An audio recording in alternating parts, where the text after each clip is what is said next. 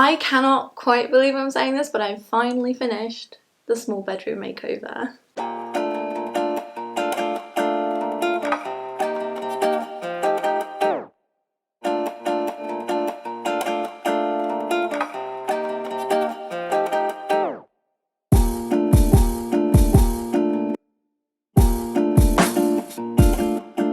Hi everyone, welcome to my channel. My name's Hermione. If you're new here, I've been renovating my old Victorian house for like 3.5 years now. And if you want to see a little bit more, you can follow me on Instagram at Hermione Chantal. I like to do home decor and thrifty things over there. Today, what we're talking about is the back bedroom. I've got a really small bedroom at the back of my house that I have ignored for a very long time, partially because for a while it was file storage, then I used it as junk storage, and the space had a few quirks because when I bought the house it was a communal kitchen, I think, so there were tiles on the wall. There's a lot going on in here. So over the years I managed to chip away at it. Last year I had the bathroom next to it done, so I took a little bit of space from the room, which didn't affect the size of it too much, so that I could get a shower cubicle in. It's still a single or small double bedroom, so it's not bad, but I just didn't know what to do with it for a really long time. So this is a quick overview of what the room looked like before I could finally jump in and get it finished. Okay, so this is what the room looks like currently. You can see here where a chunk was taken out for the bathroom, but it doesn't really take too much space from this already small bedroom. I had the electrics done. I had a radiator installed. I think we've got a few plugs back here that are new as well. The floor is looking a little bit worse for wear, but I'm hoping I can sand it back and it will look somewhat like the one in my office. As you can see, I've got a single travel bed and a couple of pieces of furniture. So actually, for reference, you can see this is a reasonable size space. I'm gonna have to work around these. I think they're too dusty to start moving around the house. And this window is a nice west facing window, so it gets really beautiful light in the evenings. And last but not least, we have this really strange little alcove. I was gonna get a little cupboard put in here, but I don't think I'm gonna have the time. So we're gonna figure out what we can do with that. So this is the room. It's small, but you know what? I think we could squeeze quite a bit in here.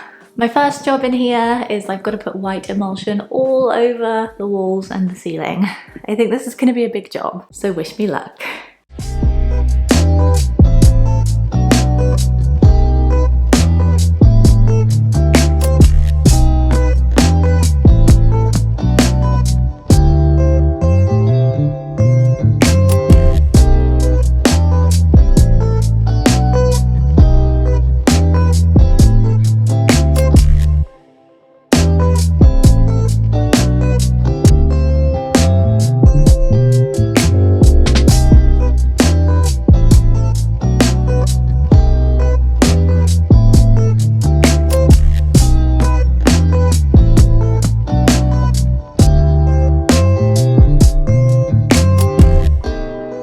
As for the colour on the walls, I did end up going with pink. Hear me out.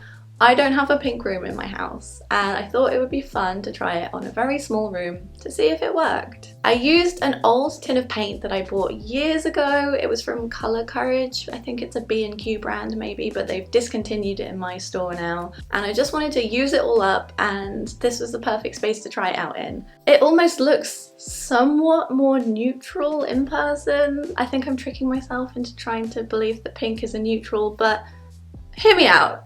I think I'm gonna style it in a fun way. So the pink is here to stay. After the walls were finished, I had to tackle the job that I was really not looking forward to, and that is the floor, because this floor was looking particularly bad. I decided to try and sand it to match the room next door, and this is how it went.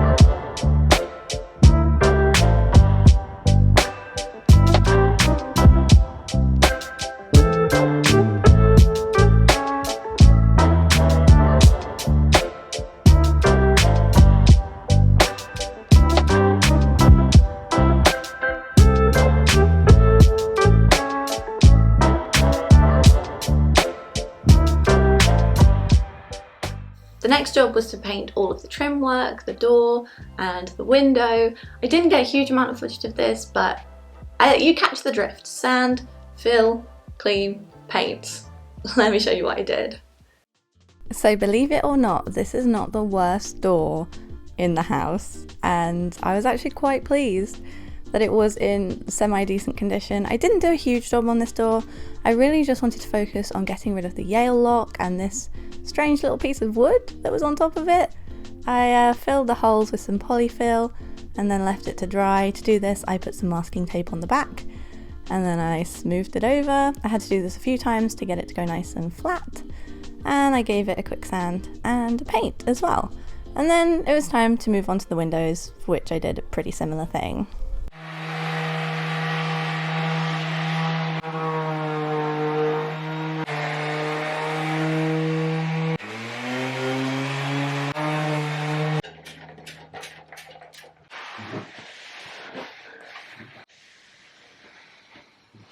I have been waiting for this for so long.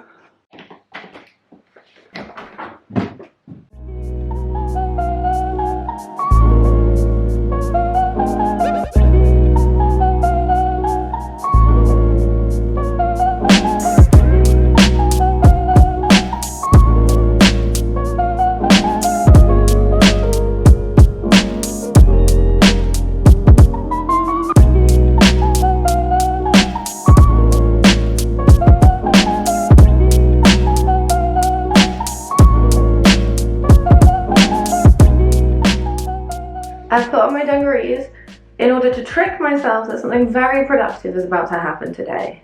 Reverse psychology, let's hope it works.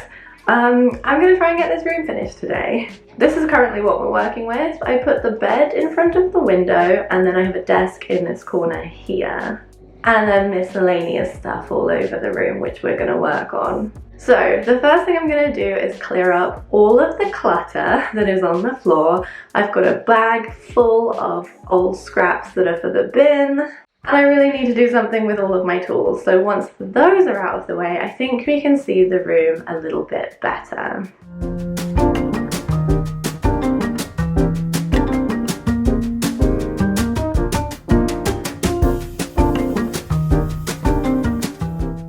This is what the room is looking like with just the furniture in it, and I'm feeling pretty good about this, so let's start styling and see what it's going to look like.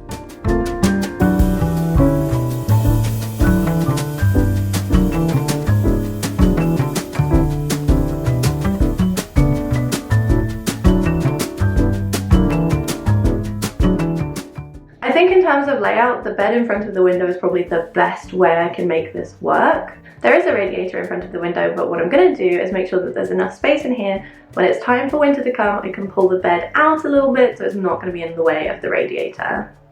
There was a chest of drawers in here which is now outside because I am going to pass it on. I thought about using it in here, but it was very large for such a small room, and quite frankly most of my guests just open their suitcase and then don't bother putting stuff in a chest of drawers anyway, so I thought it would be a little bit pointless to leave that in here. Instead, I've opted for this rattan desk. It was £15 from the charity shop, and I think it will give my guests a space to put their makeup on and do their skincare at night, so it would be much more utilised. I also don't really think I'm going to have space for a bedside table, so having the desk near the bed means that people will have somewhere to put their phone on charge at night. And because they don't have a bedside table, I'm thinking of using this lamp in here, because then I can arch that over the bed as a reading light.